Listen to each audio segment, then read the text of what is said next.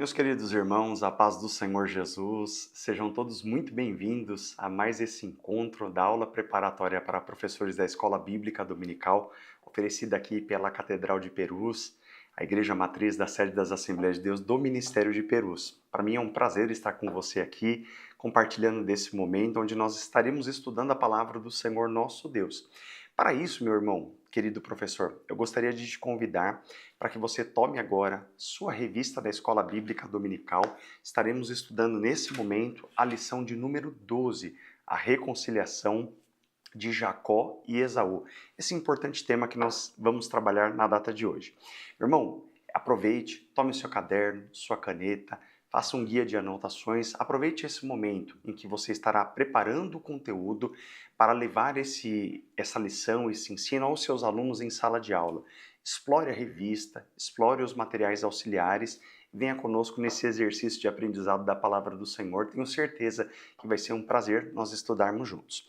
Para isso, meus irmãos, vamos começar com a leitura do nosso texto áureo, que vai abarcar aqui, dando início ao nosso conteúdo, que está no livro do Gênesis, capítulo 33, verso 4, que diz assim: Então Esaú correu-lhe ao encontro e o abraçou, e lançou-se-lhe ao seu pescoço e o beijou, e choraram. Gênesis 33, verso 4. A nossa verdade prática diz assim: em Deus sempre há possibilidade de perdão e reconciliação. Para a gente entender a visão geral, e é um ponto muito importante para que você explore junto com os alunos em sala de aula, o tema geral aqui é o reencontro pacífico, é o momento do exercício de perdão verdadeiro e a restauração entre relações que estão aqui fraturadas, né?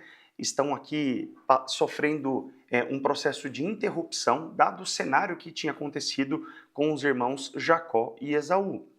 Esse ambiente que está vivendo aqui um momento de fratura, de dificuldade, de rompimento de relações, ele vai passar por um processo de intervenção soberana. Mas antes de adentrar propriamente dito, meu irmão, eu gostaria de te convidar a que você explorasse as mídias da nossa igreja, os canais aqui de apoio para o auxílio aos professores, mas também aos cultos, aos ensinos, que você curta, comente e compartilhe sempre esse conteúdo que está sendo oferecido em prol da sua preparação ali para a sala de aula. Então, retornando ao nosso assunto, meu irmão, eu gostaria de te convidar para pensar nisso. Levar o contexto do rompimento do relacionamento entre os irmãos e como Deus soberanamente vai intervir em favor para que essa relação seja restaurada. A verdade prática trabalhou a ideia de que perdão e reconciliação são elementos que Deus provê para que haja uma restauração das relações humanas. O objetivo geral dessa nossa lição é pensar o seguinte, meu irmão: você como professor deve demonstrar aos seus alunos na sala, na escola bíblica dominical, o valor do perdão como um mandamento divino, uma ordem de Deus, e como ele é um elemento de cura de relacionamentos familiares entre as pessoas, mas também entre as famílias. Quando a gente olha para as lições anteriores, a gente olha um ciclo de rupturas geradas ali pelo relacionamento de uma disfunção doméstica dentro do lar de Isaac. Então, o lar de Isaac, o relacionamento ali da casa de Isaac, levou a uma ruptura de relacionamento entre dois irmãos, e nós vamos enxergar agora como Jacó e Esaú se distanciam agora, e eles sofrem agora, né, todo aquele processo de rompimento de relações dado às escolhas dos dois irmãos. O que você deve buscar como professor agora, conduzindo a sua sala de aula? Você deve levar os seus alunos a entenderem que o perdão bíblico requer humilhação. Eu acho que esse é um ponto muito importante para que você frise junto aos seus alunos. Se nós não buscarmos de forma direta, propositiva, que você queira, como homem, como servo de Deus, como alguém que busca em Deus reconciliação, você precisa abandonar as armas da esperteza humana e abraçar totalmente a dependência divina para que a sua providência possa trazer esse processo de reconciliação, assim como nós vamos ver na vida de Jacó, oferecendo isso agora ao seu irmão Esaú. Propriamente dito agora, meus irmãos, entrando no comentário da nossa lição, a gente precisa entender aqui como ela está estruturada, né? O que o texto vai nos ensinar? O comentário da nossa revista, irmãos, ele aponta para um momento de acertar as contas com um passado que tinha sido colocado para trás ali. Houve uma ruptura de relações entre os dois irmãos, mas agora, de forma inevitável, Jacó precisava regressar agora e restaurar o relacionamento que havia sido quebrado com seu irmão Esaú. O encontro com Esaú agora ele despertava muito temor, medo, angústia, insegurança, incertezas no coração de Jacó. Mas agora, por intervenção divina, ele se desarmaria do ódio que foi construído dentro daquela relação conflituosa, reencontrando seu irmão, abraçando e beijando, chorando, reconstruindo aquela relação. Essa narrativa, ela vai apresentar agora um episódio de um exemplo que pode ser aplicado para todos os crentes que enfrentam desentendimentos familiares e interpessoais. E aí eu gostaria de te convidar a pensar, quem não tem algum tipo de desavença dentro de casa, nas relações do trabalho, nas relações comuns da vida? E é importante a gente entender a Bíblia como essa referência que vai nos ilustrar como nós devemos, diante da palavra de Deus, buscar orientação por ela para melhorar as nossas relações. O que você, como professor, deve enfatizar nesse momento? A reconciliação, ela não foi fruto de um mero acaso, ela não foi algo casuístico, mas ela foi um produto da soberana ação de Deus mudando os corações de Esaú e de Jacó. Então, não foi uma mera convenção, um mero esforço ou medo de Jacó. Foi Deus agindo em torno do seu propósito, da sua vontade para a família de Jacó. Havia uma promessa, né, nos patriarcas, Abraão, Isaac, agora Jacó. E vai surgir aqui algumas dúvidas muito interessantes e eu gostaria de colocar sempre algumas aqui no meio do conteúdo. Por que Jacó teve tanto medo de se encontrar com Esaú, se Deus havia lhe prometido que lhe daria proteção, segurança, estaria com ele? Um ponto importante para você provocar os seus alunos em sala de aula.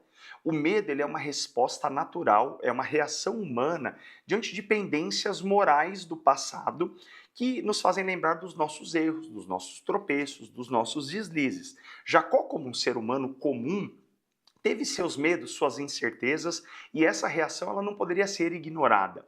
Mas um ponto importante que você pode trazer aqui como apoio aos seus alunos em sala de aula. Confronte a sala com o fato de que ignorar pendências históricas do passado nos relacionamentos não resolve os problemas. Ou seja, aquela ideia de dar tempo ao tempo, de que o tempo resolve todas as coisas, ela não é verdade. É necessário que nós encaremos os acertos de contas dependendo da graça de Deus, para que, através e por meio dela, nós possamos acertar toda e qualquer pendência que haja.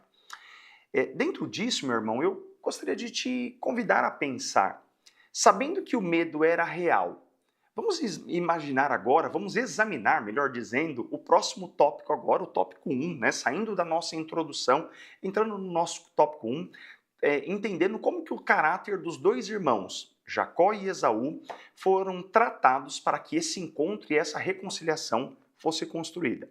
O nosso primeiro tópico, o tópico Irmãos em Conflito, que tem como subtema o primeiro, Jacó. Quando a gente olha agora para o texto que vai tratar sobre o Jacó, irmãos, o texto vai nos ensinar algumas verdades importantes. Primeiro delas, a lição vai detalhar que houve uma transformação estrutural, não superficial, na vida de Jacó, que foi selada naquela luta que ele se encontra com o anjo do Senhor lá em Peniel.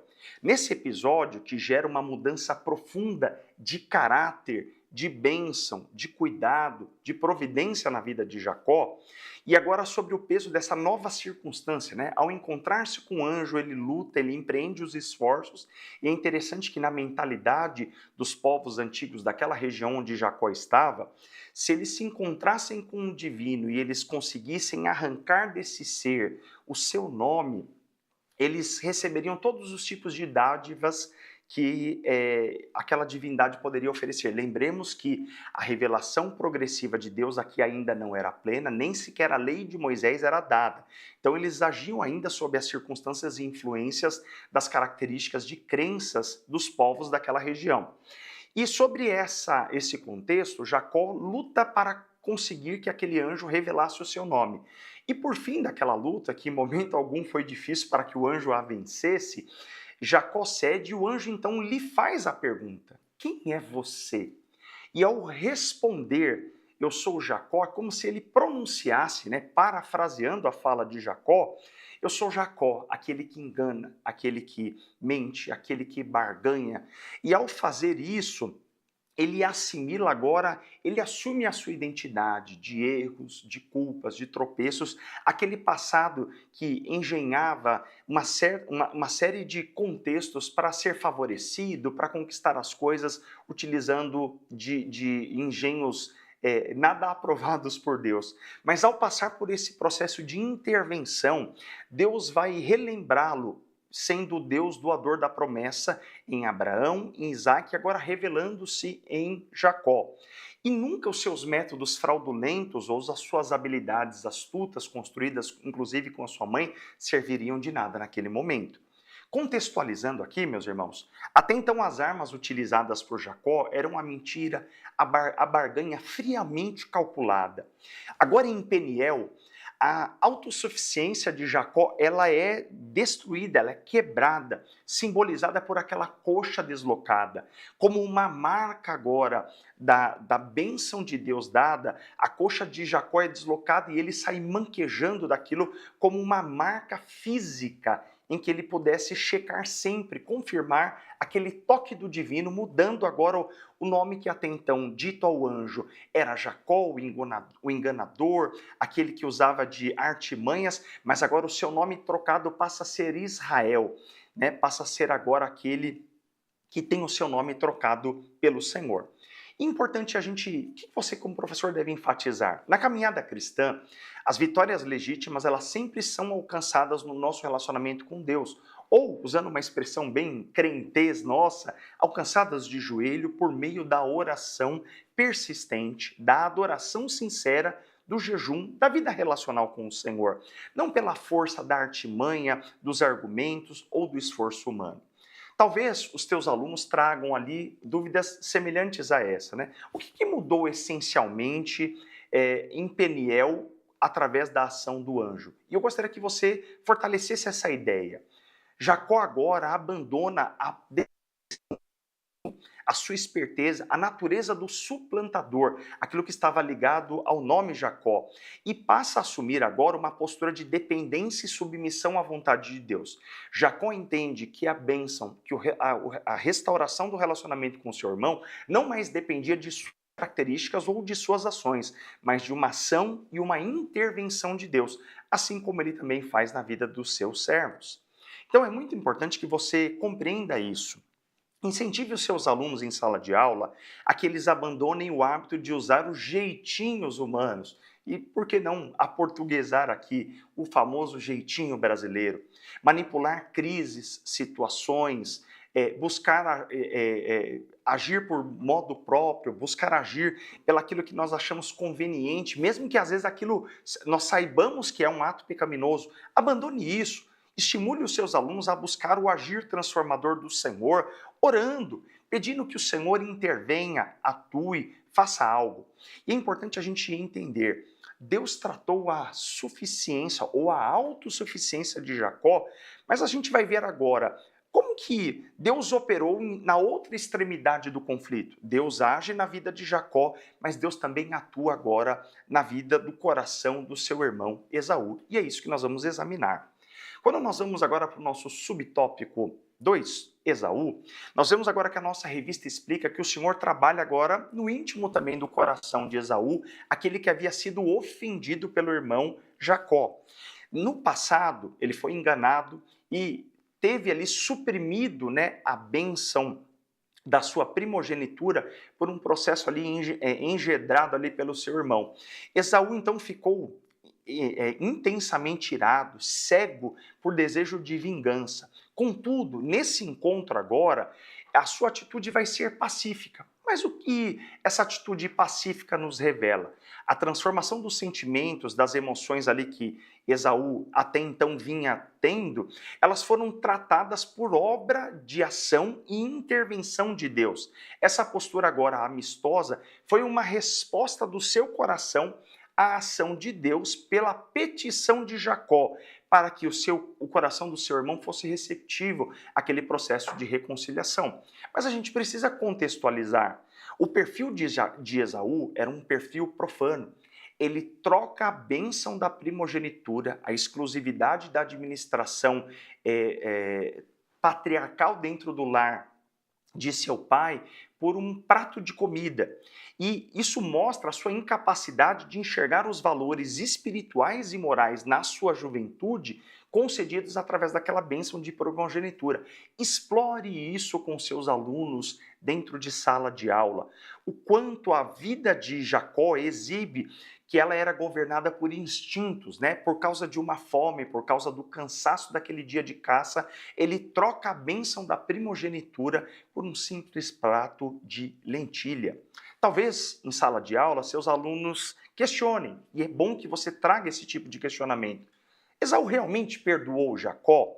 Ou ele agiu apenas por algum interesse pelos presentes que lhes foram dados? É importante você reforçar. Aquele perdão foi um perdão sincero, genuíno, não foi comprado, conquistado com presentes, mesmo porque no texto bíblico de Gênesis capítulo 33, Esaú declara que ele já possuía muitos bens, nada Jacó poderia acrescentar alguma coisa, pelo contrário, todos aqueles presentes que foram enviados para ele não serviam de absolutamente nada. Ele desejava ali um afeto fraternal, a reconquista da relação do coração seu com o coração do seu irmão Jacó. Quando nós olhamos para isso, meus irmãos, é importante nós aplicarmos de modo prático nas nossas vidas.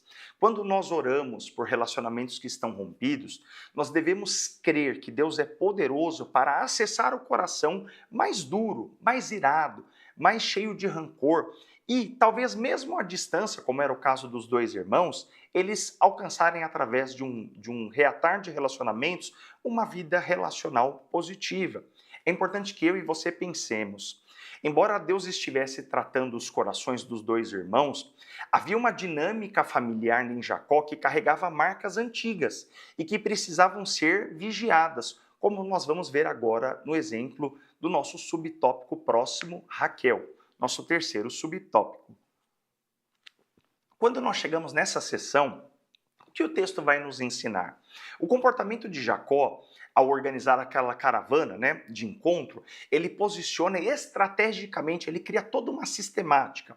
Ele posiciona servas que vão adiante junto com alguns dos seus filhos, depois seguida por Lia, uma de suas esposas, e um grupo de filhos, deixando por último Raquel e seu amado filho José, resguardados por último. Olha que coisa interessante, é importante você notar com a sua classe. Essa atitude de preferência evidencia que havia uma permanência ainda resistente de uma mentalidade de favoritivismo, ou seja, aquilo que era um erro comum que estava sendo repetido já na família historicamente, continuava a atuar ainda no coração dele, gerando ali ciúmes, divisões, toda uma dinâmica de disputas dentro do lar de Jacó. É importante a gente entender que aquele favoritivismo era a principal disfunção dentro do lar de Isaac, evidenciada claramente ali nos irmãos Esaú e Jacó. As rivalidades ali, elas eram crônicas. Haviam disputas de fertilidade entre Lia e Raquel, já passadas lá no ambiente de Padã Arã. Mas você, como professor, o que você precisa enfatizar agora nesse ponto? Para que nós construamos lares funcionais e saudáveis, os cônjuges e os pais devem policiar suas atitudes, evitar qualquer tipo de modalidade de preferências, favoritivismos, deixar claro talvez a preferência de um em detrimento de outros. E aqui é muito importante você trazer aos seus alunos. Por que Jacó ainda continuou manifestando favoritivismo se ele tinha sido transformado em Peniel? Esse é um ponto importante que você deve provocar com seus alunos. A transformação espiritual levada a efeito por Deus na vida, no coração, na mente humana, ela não anula instantaneamente vícios de comportamento morais ou culturais. Lembremos que o ser humano ele precisa vigiar constantemente para que a gente não replique erros do nosso passado a partir do ato da transformação. Então, o simples fato de recebermos a Cristo como Senhor, ele quebra ali toda a maldição do pecado, toda a escravidão do pecado. Mas não significa que instantaneamente todas as nossas atitudes erradas, as nossas proposições, as nossas tendências, elas são anuladas. Pelo contrário, devemos lutar para que, através da palavra de Deus, com o auxílio do seu Santo Espírito, nós coloquemos em prática paulatinamente, todos os dias, essa transformação que Deus propõe que nós vivamos. Algo que você deve explorar também. Como de modo prático, alerte aos pais, principalmente aos pais que estiverem com você em sala de aula, que as atitudes de preferência elas podem gerar feridas emocionais profundas na vida, no coração, na mente dos seus filhos. Tratamentos desiguais, preferências dentro do lar deixam marcas e essas marcas elas podem perdurar dentro da família. Agora a gente vai seguir para o nosso próximo item, mas contextualize agora os personagens, mostre a expressão principal que ocorre agora em Esaú, em Jacó e também agora em Raquel. E como cada um desses itens trouxe pesos relevantes ali dentro desses momentos. É importante a gente entender que toda essa ação transformadora ela não foi mecânica, mas ela foi conduzida pela mão do Senhor para que esse relacionamento fosse reatado. Nosso subtópico 2, o encontro entre Jacó e Esaú. E nós vamos explorar agora o item 1, que trata de Deus entrando em ação. O que o texto vai nos ensinar agora nesse subitem, meus irmãos?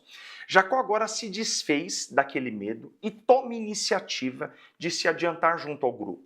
Ele havia criado ali toda uma estratégia, mulheres, servos, presentes, criado vários grupos e ele agora toma a dianteira e numa demonstração profunda, prática, de humildade, ele se inclina 7 vezes consecutivas, se aproximando de Esaú, demonstrando ali humilhação.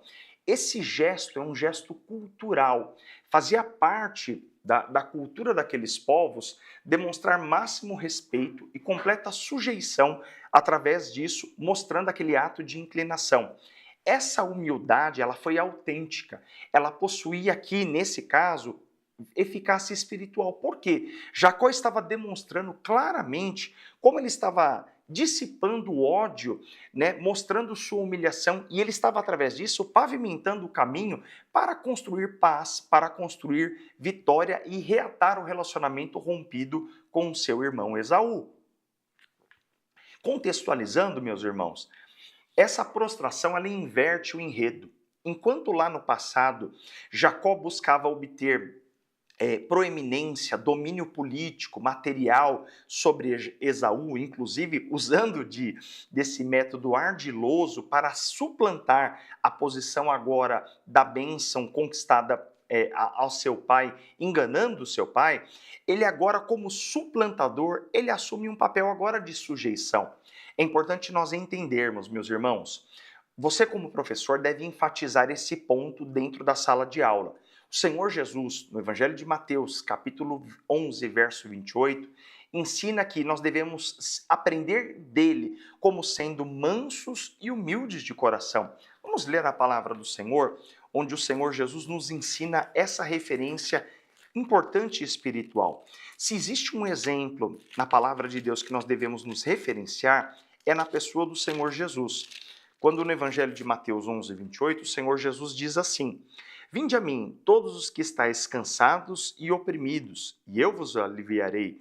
Tomai sobre vós o meu jugo e aprendei de mim, que sou manso e humilde de coração, e encontrareis descanso para a vossa alma, porque o meu jugo é suave e o meu fardo é leve. Quando nós tomamos ao Senhor Jesus como nosso referencial de humildade, nós aprendemos que nós devemos nos dobrar, ser mansos, aprendermos com a palavra de Deus a que ela nos domine.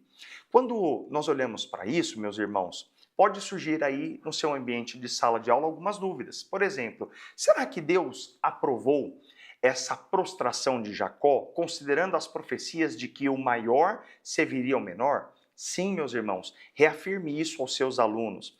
Não foi apenas um gesto simbólico, pelo contrário, esse gesto de humilhação de Jacó não anula o propósito da aliança que Deus havia estabelecido de que o menor Jacó, de que o maior Esaú serviria ao menor Jacó. Pelo contrário, ela manifesta que houve uma cura do orgulho que estava no coração de Jacó, reparando os erros morais praticados no passado. A partir disso, meu irmão, traga aos seus alunos de que a verdadeira reconciliação ela exige que nós deixemos uma postura de soberba, de acharmos que nós nunca estamos errados, de que a nossa opinião sempre é melhor, de que sempre nós estamos corretos. Quando Jacó agora abandona essa posição de soberba, de que sempre ele estaria certo, nós assumimos agora uma postura de humildade, de pacificidade, de sermos agora, nos colocarmos como humilhados, para que, estando humilhados, o Senhor seja glorificado. Nós vamos agora caminhar também para o nosso subtópico 2, mas vamos entender agora como essa atitude profunda de modéstia, de humilhação, produziu um impacto real profundo nas ações de Jacó, levando agora Esaú a receber aquele convite de reconciliação. Nosso subtópico 2, ele traz o convite a que nós enxerguemos Esaú abraçando, beijando e recebendo agora o perdão do seu irmão. O texto nos ensina que, soberanamente, a mão do Senhor moveu-se de forma ostensiva a dirigir os desentendimentos, os sentimentos, as ações e os corações dos irmãos Esaú e Jacó. Quando agora Esaú testemunha a aproximação contrita, quebrantada, humilhada do seu irmão, que capengava, né? Lembremos que ele está agora manquejando, símbolo daquela ação transformadora em Peniel. Jacó agora chega-se curvando-se repetidamente e agora ele desarma qualquer ressentimento, mágoa, ódio, rancor de Esaú que está completamente dissipada. Ele então corre agora ao encontro do irmão que manquejava, vindo de forma humilhada ao encontro, lança-se, né, ao pescoço do seu irmão, abraça-o calorosamente, beija-o de forma que ambos choram. Os irmãos agora se reconciliam. É um ato de afeto genuíno, real, que dissipa agora todo espaço que havia entre eles, toda a contenda é desfeita. Os irmãos agora choram, se abraçam, se perdoam mutuamente, dando espaço agora à ação reconciliadora que Deus promove pelo seu Santo Espírito. É importante que você entenda diante disso. O pacto feito lá atrás, né? Precisamos trazer aqui a memória, né? Lá atrás, quando Jacó usa ali de esperteza, faz um pacto com Labão, aquele pacto foi firmado lá em Mispa, foi firmado sobre a égide da desconfiança, de uma vigilância mútua, de desconfiança. Mas agora existe um contraste. A ação feita em Peniel, o toque divino, faz com que esse novo pacto que é celebrado entre os irmãos, ele seja um pacto baseado em amor, em verdade, em sinceridade. Você, como professor, enfatiza em sala de aula de que a verdade bíblica de Provérbios 18, 19, eu gostaria de ler com você esse texto, Provérbios 18, verso 19. Salomão, ao escrever esse provérbio, ele traz a seguinte afirmação: o irmão ofendido é mais difícil de conquistar do que uma cidade forte, e as contendas são como ferrolhos de um palácio. Desarmar o coração de uma pessoa que está com raiva, com ódio, com rancor, é muito difícil. Porém, agora, ao reconstruir essa relação baseada em amor, em respeito, em verdade, mas acima de tudo, conduzido pela mão do Senhor, significa que o Senhor quebrou todos os ferrolhos emocionais que aqui haviam. É importante você trazer aqui uma provocação aos seus alunos. Por que eles choraram tanto se eles eram homens de guerra? Por que eles choraram se eles eram líderes de grandes comitivas? Eles eram patriarcas das suas famílias. É importante ressaltar aos alunos que o choro simboliza uma descarga emocional. Eles estavam ali dando lugar à cura das feridas que estavam ocultas no coração. Toda aquela carcaça, toda aquela armadura de líder, de patriarca, de ser a pessoa principal dentro dos seus lares, elas ocultavam um coração doente, magoado, machucado. Mas aquele ambiente emocional agora distanciado em mais de 20 anos de desfazimento de relações, agora era curado pelo Senhor. Relembra aos seus alunos que Deus faz com que corações duros sejam amolecidos pela ação do seu Santo Espírito. Traga isso para a sua sala. Mostre como o perdão ele pode construir pontes afetivas reais, como Deus pode reatar corações que estão distanciados, quebrados. Permita e traga isso aos seus alunos, de que dores do passado podem ser substituídas por alegria. Deus é especialista em transformar situações, em restabelecer vínculos que estão desfeitos. Agora nós vamos caminhar para o nosso terceiro subtópico. Compreendido esse milagre afetivo, o texto vai nos direcionar agora para que nós entendamos a teologia do perdão verdadeiro. Nosso terceiro subtópico vai trazer a ideia do perdão verdadeiro. O que o texto vai nos ensinar sobre isso? A revista vai nos afirmar que houve um arrependimento sincero, genuíno, legítimo entre os dois irmãos. As estratégias agora do inimigo, que visavam instigar a violência, a morte, para tentar abortar as promessas divinas feitas a Abraão, prometidas ao seu amigo Abraão, foram desfeitas e envergonhadas. Ou seja, quando o caminho correto é ensinado pela teologia bíblica, ou seja, quando a palavra de Deus é ensinada nos lares, nas famílias, nas igrejas, nos relacionamentos paternos, maternos, nos relacionamentos entre os irmãos, quando a palavra do Senhor é instigada, quando a palavra do Senhor é referendada, ela traz cura. Então é importante nós entendermos o caminho correto para que nós ensinemos a verdadeira disciplina bíblica precisa estar pautada nas palavras do Senhor Jesus. Eu gostaria de te convidar mais uma vez para o Evangelho de Mateus, capítulo de número 18, versos 15 ao verso 17. O Senhor Jesus vai nos trazer um grande ensino na sua palavra. Palavras do evangelista Mateus, capítulo 18, versos 15 ao verso 17. Jesus nos ensina assim: Ora, se teu irmão pecar contra ti, vai, repreende-o entre ti e ele só. Se ele te ouvir, ganhaste a teu irmão. Mas se não te ouvir, leva contigo um ou dois, para que pela boca de 2 ou 3 testemunhas toda a palavra seja confirmada. 17. Mas se não as escutar, dize-o à igreja. Se tampouco não escutar a igreja, considera-o como gentio e como publicano. Então, nós precisamos entender que nós precisamos adotar posturas passivas, de não deixar posturas passivas como, deixa para lá, entregue ao tempo. Não. Uma demanda, nós devemos buscar demandar ativamente com a parte envolvida amor, restauração e real entendimento. Nós não devemos achar que o passar do tempo vai resolver curar feridas, resolver relacionamentos que estão desgastados. O nosso auxílio suplementar, o dicionário Baker, ele reforça que o perdão na aliança mosaica, tanto quanto no Novo Testamento, exige arrependimento prático. Ou seja, não cola que nós façamos teatralização, de que a gente faça alguma encenação. Deus olha para os nossos corações e exige arrependimento prático e um desejo sincero de que haja restauração expressada pela graça de Deus tratando as vidas e os corações. Você, como professor, em sua sala de aula, enfatize que o perdão verdadeiro ele é menos uma variação nos sentimentos do indivíduo e mais uma ação restauradora que ela exige, que ela é dispendiosa, não é fácil, mas ela é concreta num relacionamento danificado pelo pecado. Ou seja, quando verdadeiramente nós nos dobramos, quando verdadeiramente nós pedimos graça a Deus e nós colocamos um coração sincero em torno do perdão, Deus traz ações de restauração. Eu gostaria de te provocar agora que você levasse uma dúvida sincera aos seus alunos.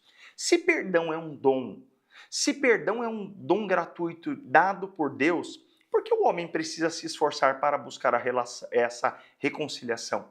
E é importante que você enfatize isso em sala de aula, porque Deus não concede perdão ignorando as responsabilidades humanas. A restauração verdadeira ela exige um envolvimento ativo do coração, da mente e da vontade humana, para que haja verdadeira cooperação voluntária das partes nesse acerto.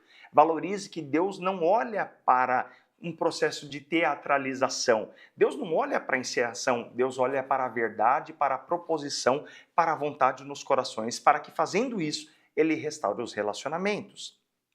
Quando isso, irmãos, exorte a sua classe a abandonar essa falsa ensino de que o tempo cura tudo. Não, senhor. O tempo não cura os relacionamentos quebrados.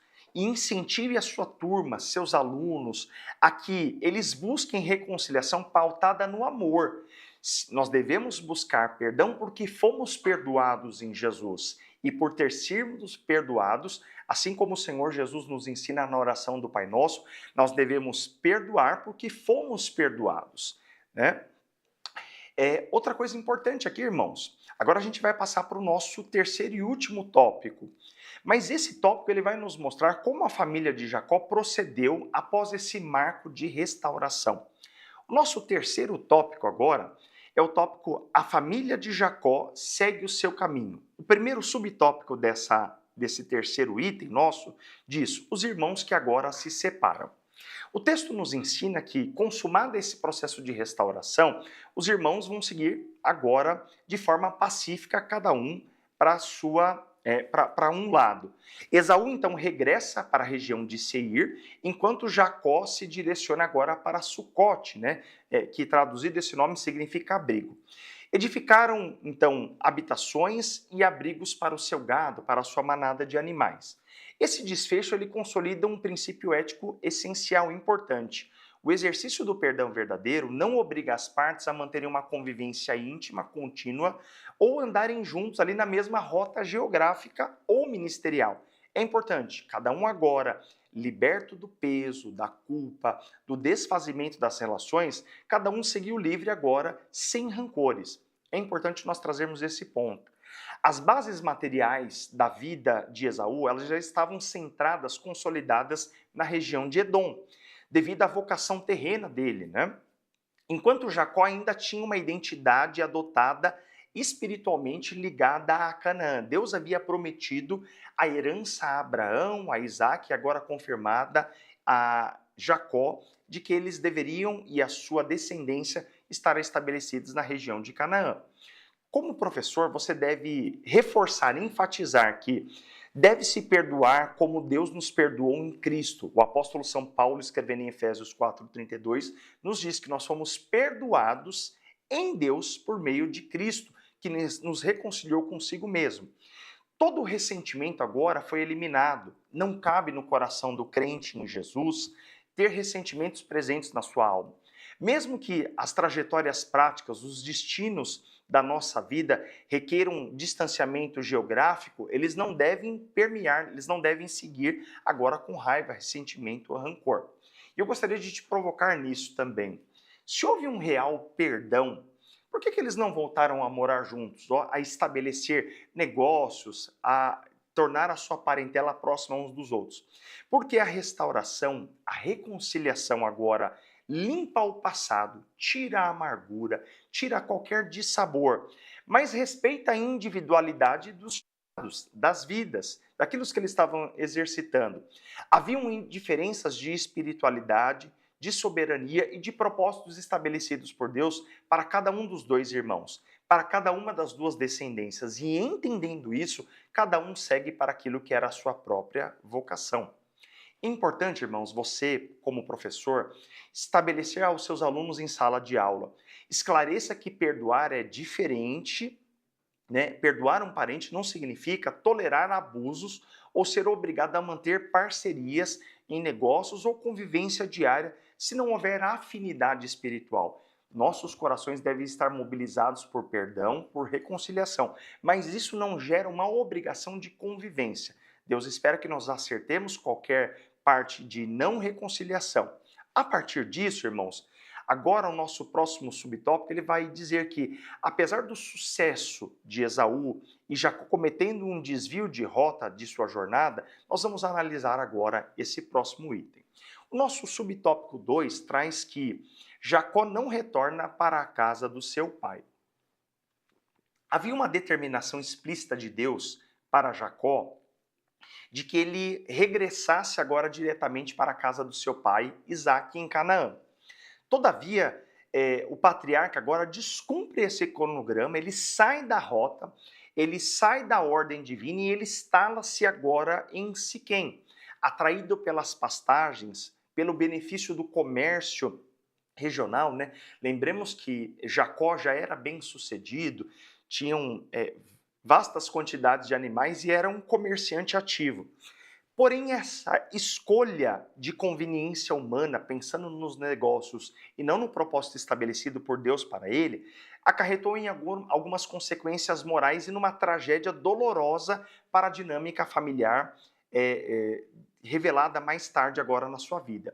Quando ele está agora em Siquém, ele expõe os seus filhos à corrupção moral dos cananitas. Haviam povos estabelecidos naquela região que tinham costumes idólatras, perversos, maus, e agora Jacó, por esse desvio de rota, expõe a sua família às consequências daquilo, assemelhando ao erro que havia sido cometido por Ló, sobrinho de Abraão, quando se estabelece nas campinas de Sodoma.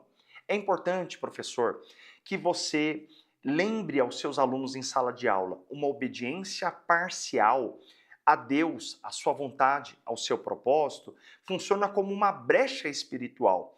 Nós devemos cumprir exatamente e integralmente tudo aquilo que Deus ordena para que Ele nos blinde de todos os perigos ocultos.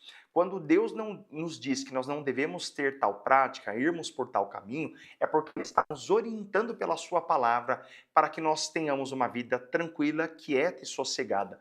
Ouça a voz de Deus, ouça o seu conselho. Talvez surja algumas dúvidas em sala de aula. Por que Jacó parou em Siquém se Deus tinha dito, orientado com clareza que ele deveria se dirigir agora para Canaã? Esclareça aos seus alunos em sala de aula que ele cede às tentações das facilidades materiais. Ele olha como Ló para aquela região de pasto fértil e ele entende que havia uma conveniência, um atendimento de uma necessidade comercial imediata, pensando no comércio, na riqueza, naquilo que ele exercitava como atividade profissional. E ele negligencia temporariamente a primazia de um direcionamento espiritual. Quando nós fazemos isso, reforça em sala de aula, quando nós nos desviamos do propósito de Deus para atender os nossos caprichos, nós sofremos pesadas consequências disso. Lembra agora aos seus alunos em sala de aula que a demora agora de Jacó permanecendo num ambiente de corrupção moral por conta de vantagens financeiras, comerciais e de negócios, coloca a integridade espiritual, moral e de formação dos seus filhos em grave perigo. E aqui um ponto importante. Após sofrer tragédias decorrentes dessa parada, Jacó foi constrangido a reerguer o altar, buscar consagração, e é o que nós vamos ver agora nesse tópico de fechamento da nossa lição. O nosso terceiro subtópico vai dizer: Jacó levanta um altar ao Senhor. Agora, nessa altura, Jacó adquire terras, edifica um altar e chama a Deus agora como seu Deus, como Deus de Israel, o nome que ele havia recebido como toque lá em Peniel. Testemunhando publicamente a sua adoração ao único e verdadeiro Deus, mais tarde agora, ele vai sofrer um terrível incidente envolvendo agora o abuso da sua filha Diná e a violência vingativa agora de Simeão e Levi. Jacó agora atende ao chamado divino e move-se agora para Betel. Quando chega ali, ele exerce a sua autoridade patriarcal.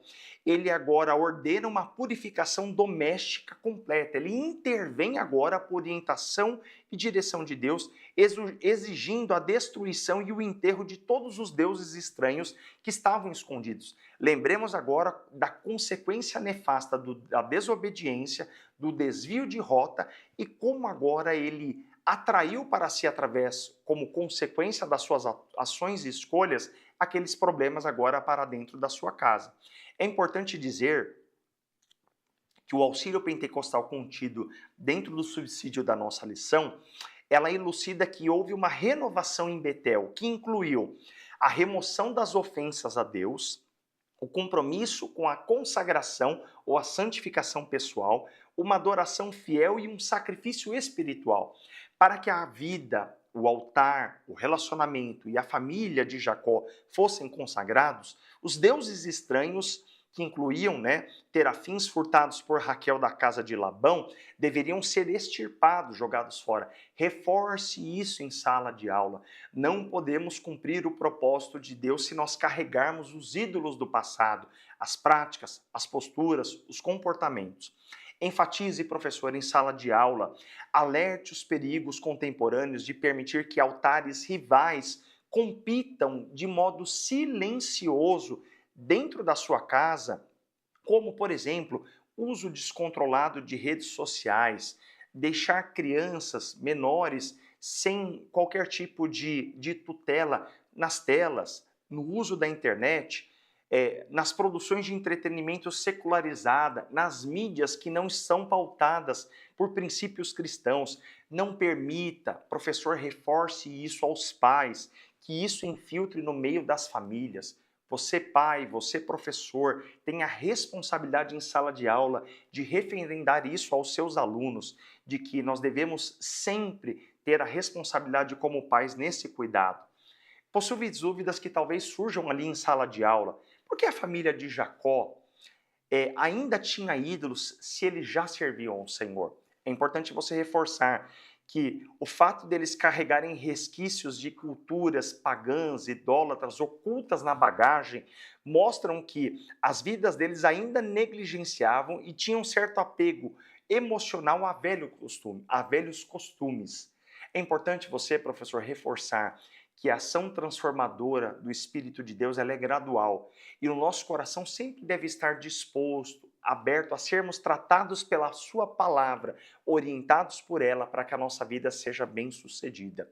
A partir disso, convide os seus alunos em sala de aula a que eles façam uma varredura moral na sua vida, no seu coração, no seu lar, nas suas práticas, eliminando hábitos, posturas, objetos, comportamentos que ofendam a santidade. Nós devemos fazer um exercício como o apóstolo São Paulo, diante da ceia do Senhor, lá no capítulo 11 de 1 aos Coríntios, diz: examine-se, pois, o homem a si mesmo. Deus nos deu senso crítico de pensarmos, de maturarmos na nossa mente se realmente nossa vida, nosso altar está sendo dedicado exclusivamente ao Senhor.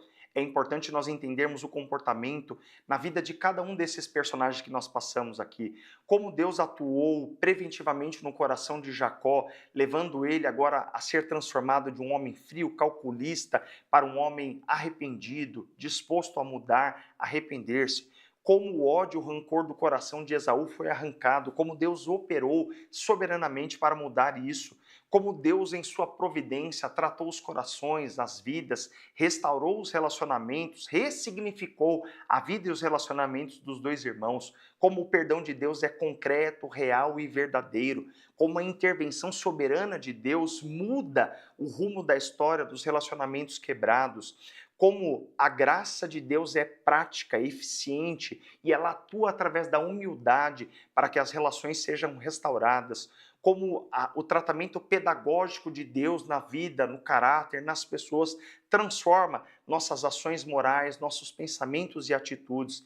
E para que nós finalizemos aqui, como pode haver separações saudáveis para relacionamentos que foram restaurados, não significando que precisamos caminhar juntos a partir daquele momento de restauração.